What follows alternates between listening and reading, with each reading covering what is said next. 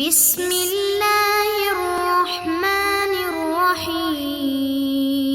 بسم اللہ الرحمن الرحیم۔ السلام علیکم ورحمۃ اللہ وبرکاتہ۔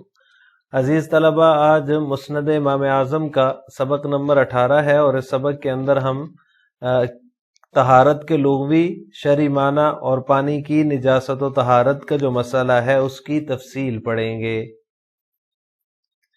عزیز طلبہ، مسند امام اعظم میں کتاب العلم کے بعد جو دوسری کتاب ہے وہ ہے کتاب الطہارہ۔ طہارت کے لغوی معنی اور اصطلاحی معنی کیا ہے اور اس کی اقسام کیا ہیں؟ تو طہارت جو ہے یہ مصدر ہے، اور یہ کرومہ اور نصرہ دونوں سے آتا ہے، یعنی نصرہ ینصرو سے بھی آتا ہے اور کرومہ یکرمو سے بھی آتا ہے۔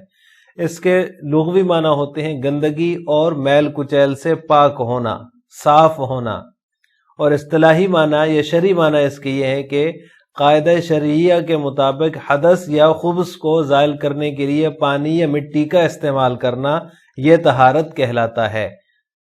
اس کی دو قسمیں ہیں، ایک ازالہ حدث ہے اور ایک ازالہ خبث ہے۔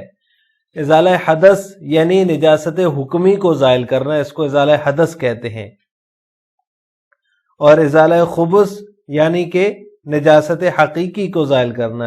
ازالہ حدث کا مطلب یہ ہے کہ جیسے کوئی بے وضو ہے، جسم میں بظاہر کوئی گندگی یا نجاست نہیں لگی ہوئی، لیکن بے وضو ہے، تو وہ جو ہے اس وضو کرنا، طہارت حاصل کرنا، اس کو ازالہ حدث کہتے ہیں۔ ازالہ خبث کہتے ہیں نجاست حقیقی کو زائل کرنا، یعنی بظاہر آپ کے جسم پہ کہیں کوئی نجاست، کوئی نجس چیز لگ گئی ہے، پانی سے آپ اس کو دھو رہے ہیں، تو یہ ازالہ خبث ہے۔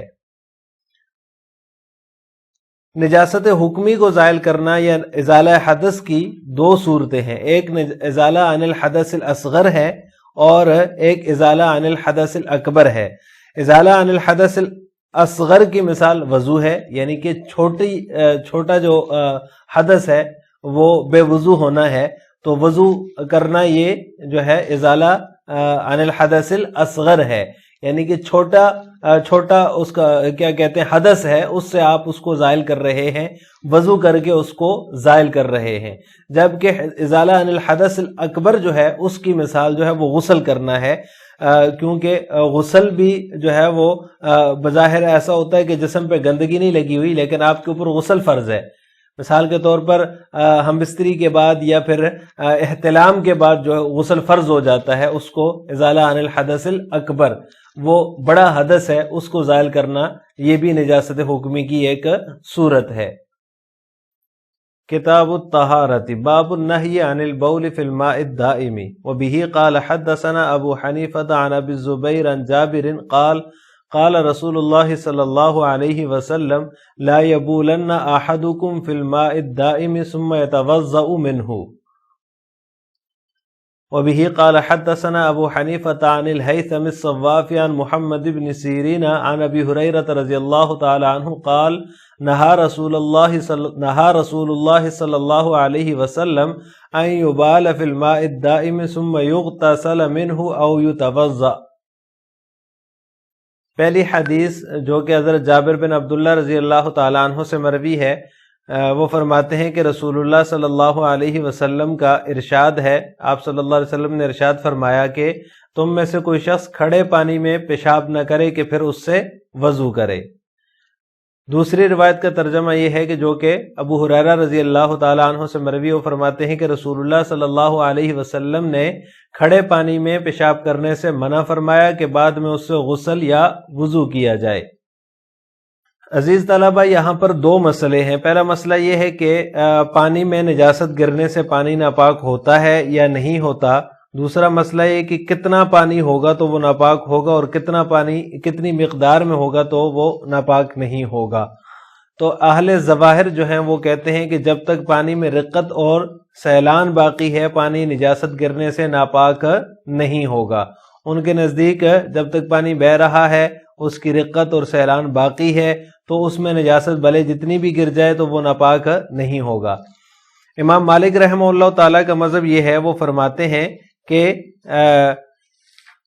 جب پانی کے تین اوصاف میں سے کوئی ایک وصف رنگ، بو، مزہ، کوئی ایک چیز بھی تبدیل ہو جائے تو پانی نجس ہو جاتا ہے نجاست گرنے سے. یعنی نجاست گری اور اس نے ان تین اوصاف میں سے کسی ایک وصف کو تبدیل کر دیا تو پانی نجس ہو جائے گا. جبکہ ائمہ ثلاثہ امام شافعی، امام احمد اور امام ابو حنیفہ رحمہ اللہ تعالی فرماتے ہیں قلیل پانی نجاست گرنے سے ناپاک ہو جائے گا، چاہے اس کا کوئی وصف تبدیل ہو یا نہ ہو. اور اگر پانی کثیر ہے تو جب تک اس کا وصف تبدیل نہیں ہوگا تو اس وقت تک پانی پاک رہے گا. لہٰذا پہلا مسئلہ یہ ہے کہ ائمہ ثلاثہ کے نزدیک قلیل پانی جو ہے وہ نجاست گرنے سے ناپاک ہو جائے گا، چاہے اس کا کوئی وصف تبدیل نہ ہو. یعنی اتنی کم مقدار میں نجاست گری کہ اس کا وصف اس نے تبدیل نہیں کیا، لیکن پانی قلیل ہے، تھوڑا ہے مقدار میں، تو وہ ناپاک ہو جائے گا. لیکن اگر پانی کثیر ہے تو اس صورت میں پانی ناپاک نہیں ہوگا جب تک کوئی اوصاف میں سے کوئی وصف تبدیل نہ ہو. دوسرا مسئلہ یہ ہے کہ اب قلیل کون سا ہے پانی اور کثیر کون سا ہے. اس میں بھی فقہا کا اختلاف ہے. احناف رحمہم اللہ تعالیٰ کے ہاں تین قول مشہور ہیں.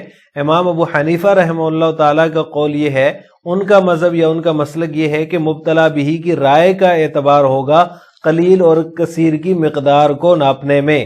یہ کون سا پانی کثیر ہے کون سا قلیل ہے، یہ مبتلا بہی کی رائے پر موقوف ہے. وہ جس کو قلیل سمجھتا ہے وہ قلیل ہے، وہ جس کو کثیر سمجھتا ہے وہ کثیر ہے. امام ابو یوسف رحمہ اللہ تعالیٰ فرماتے ہیں کہ پانی اتنا ہو کہ اگر ایک طرف حرکت دینے سے دوسری طرف حرکت نہ ہو تو کثیر ہے ورنہ قلیل ہے. یعنی پانی اتنا ہے، کوئی تالاب ہے، حوض ہے، کسی بڑے برتن میں پانی ہے، تو اگر اس کی ایک طرف آپ ہاتھ ڈال کے حرکت دیں پانی کو، دوسری طرف اس کی وہ حرکت دینے سے پانی کے اندر حرکت پیدا نہ ہو تو وہ پانی کیا ہوگا؟ کثیر ہوگا. اس کا مطلب یہ ہوگا کہ پانی زیادہ ہے، اس کی مقدار کثیر ہے. تو پھر اس صورت میں جو ہے وہ پہلا مسئلہ جو ہم نے پڑھا ہے کہ نجاست گر گئی تو اس کو کوئی وصف تبدیل جو ہے وہ ہو گیا تو پھر پانی جو چونکہ کثیر ہے تو وہ پھر ناپاک ہوگا. اگر وصف تبدیل نہیں ہوا تو چونکہ پانی کثیر ہے اس لیے ناپاک نہیں ہوگا. اگر حرکت دینے سے دوسری طرف حرکت نہیں ہوتی تو وہ پانی قلیل ہوگا، کثیر نہیں ہوگا. امام ابو یوسف رحمہ اللہ تعالیٰ کی یہ رائے ہے. تیسرا قول احناف میں سے امام محمد رحمہ اللہ تعالیٰ کا ہے. وہ فرماتے ہیں کہ دا دردا کا اعتبار ہے، یعنی اس جگہ کی لمبائی اور چوڑائی 10 ذراع ہونی چاہیے، 10 گز ہونی چاہیے. ہر طرف سے اس کی لمبائی جو ہے وہ مطلب ہر طرف سے لمبائی ہو یا چوڑائی ہو وہ دا دردا ہونی چاہیے. سائیڈوں سے بھی 10 گز ہو، درمیان سے بھی 10 گز ہو، دوسری سائیڈ سے بھی 10 گز ہو.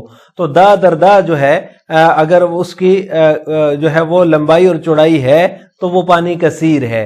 اگر دا دردا نہیں ہے، 10 گز نہیں ہے تو وہ پانی قلیل ہے. تو یہاں پر وہ پہلا مسئلہ بھی آپ جو ہے اس کو تطبیق دی جا سکتی ہے کہ اگر پانی اتنا ہے کہ اس کی لمبائی دا دردا ہے، اس کے اندر کوئی نجاست گرتی ہے، اگر اس کا وصف تبدیل ہوتا ہے تو پھر پانی نجس ہوگا، اگر اس کا وصف تبدیل نہیں ہوتا تو پھر پانی نجس نہیں ہوگا. اگر دا دردا سے کم ہے اس کی لمبائی اور چوڑائی، یعنی ہر طرف سے وہ دا دردا نہیں ہے، 10 گز لمبا چوڑا نہیں ہے، تو پھر پانی میں جب نجاست گر جاتی ہے اس پانی میں تو اگرچہ اس کا وصف تبدیل نہیں ہوا لیکن پھر بھی وہ نجس ہو جائے گا کیونکہ وہ قلیل ہے. تو لہٰذا احناف کے یہ 3 قول ہیں. امام ابو حنیفہ رحمہ اللہ تعالیٰ کے نزدیک مبتلا بہی کی رائے کا اعتبار ہے. امام ابو یوسف رحمہ اللہ تعالیٰ کے نزدیک اگر ایک طرف حرکت دینے سے دوسری طرف حرکت نہ ہو تو مائع کثیر ہوگا، پانی کثیر ہوگا، اور اگر دوسری طرف حرکت ہو جاتی ہے تو وہ قلیل شمار ہوگا. امام محمد رحمہ اللہ تعالیٰ فرماتے ہیں کہ دا دردا ہونا چاہیے، اگر دا دردا سے کم ہے تو قلیل ہے، اگر دا دردا سے زیادہ ہے یا دا دردا ہے تو پھر وہ پانی کثیر شمار ہوگا. امام شافعی رحمہ اللہ تعالی جو ہیں وہ فرماتے ہیں کہ قلتین یا اس سے زیادہ کی مقدار میں اگر پانی ہے تو وہ کثیر ہے ورنہ وہ قلیل ہے. یعنی امام شافعی اور امام احمد رحمہ اللہ تعالی کے نزدیک قلتین یا اس سے زیادہ ہو پانی تو وہ کثیر ہے. اگر اس میں نجاست گر جاتی ہے تو کوئی وصف اس کا تبدیل ہو جاتا ہے تو پھر پانی ناپاک ہو جائے گا. اگر قلتین یا اس سے زیادہ ہو، اس میں نجس گر جائے، کوئی وصف تبدیل نہ ہو تو وہ ماء کثیر ہے، وہ پھر ناپاک نہیں ہوگا.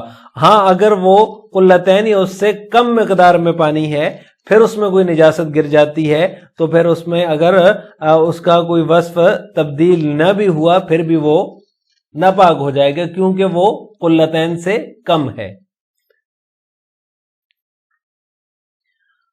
اب امام ابو حنیفہ رحمہ اللہ تعالیٰ یا احناف رحمہ اللہ تعالیٰ اور اسی طرح جو دوسرے دو ائمہ کرام ہیں، امام شافعی اور امام احمد بن حنبل رحمہ اللہ تعالیٰ، ان کے دلائل کیا ہیں پانی کی قلیل یا کثیر ہونے میں. تو احناف کے دلائل جو ہیں وہ حضرت ابو ہریرہ رضی اللہ تعالیٰ عنہ کی ایک روایت ہے، نمبر 1، لا یبولن احدکم فی الماء الدائم لا یجری ثم یغتسل فیہ. آپ صلی اللہ علیہ وسلم نے فرمایا کہ کھڑے پانی میں پیشاب نہ کرو جو جاری نہ ہو، پھر تو اس میں غسل کرو، ثم یغتسل فیہ، پھر وہ اس میں غسل کرے. تم میں سے کوئی بھی کھڑے پانی میں پیشاب نہ کرے جو جاری نہ ہو. تو اب یہاں پر یہ احناف کی دلیل ہے، لہٰذا چونکہ یہاں پر لا یجری ہے کہ وہ پانی جاری نہیں ہے، رکا ہوا ہے، تو اس میں پانی اس میں جو ہے وہ فی الماء الدائم پہلے آ گیا اور پھر اس کے بعد فرمایا کہ وہ جاری نہ ہو.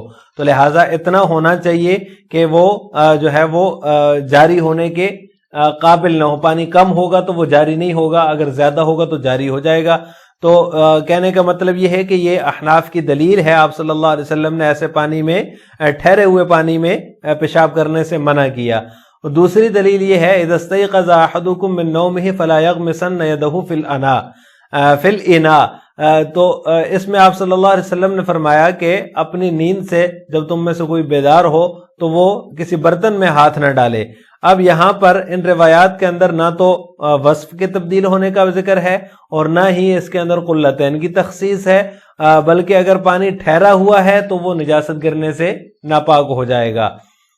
امام شافعی اور امام احمد بن حنبل رحمہم اللہ تعالیٰ کی دلیل جو ہے وہ حضرت ابن عمر رضی اللہ تعالیٰ عنہ کی روایت ہے کہ انہوں نے فرمایا اذا کان الماء قلتین لم يحمل الخبث. یہ دارقطنی کی روایت ہے. اس روایت کے اندر واضح طور پہ موجود ہے کہ قلتین کو جو ہے وہ کثیر قرار دیا گیا ہے کہ وہ ماء کثیر ہوگا. جب پانی دو قلے ہو جائیں، قلتین ہو جائے تو وہ گندگی کو نہیں اٹھاتا. یعنی اس کا مطلب یہ ہے کہ قلتین کی جو مقدار ہے اس کو ماء کثیر شمار کیا گیا ہے حدیث کے اندر. تو لہٰذا امام شافعی اور امام احمد بن حنبل رحمہ اللہ تعالیٰ کے نزدیک جو پانی قلتین یا اس سے کم ہو تو وہ قلیل ہوگا، جو اس سے زیادہ ہو تو وہ کثیر ہوگا.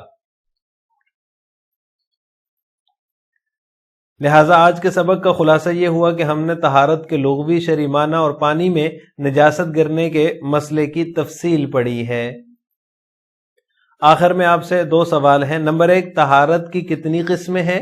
نمبر 2، امام محمد رحمہ اللہ تعالیٰ کے قول کے مطابق پانی کی قلیل و کثیر مقدار کیا ہے؟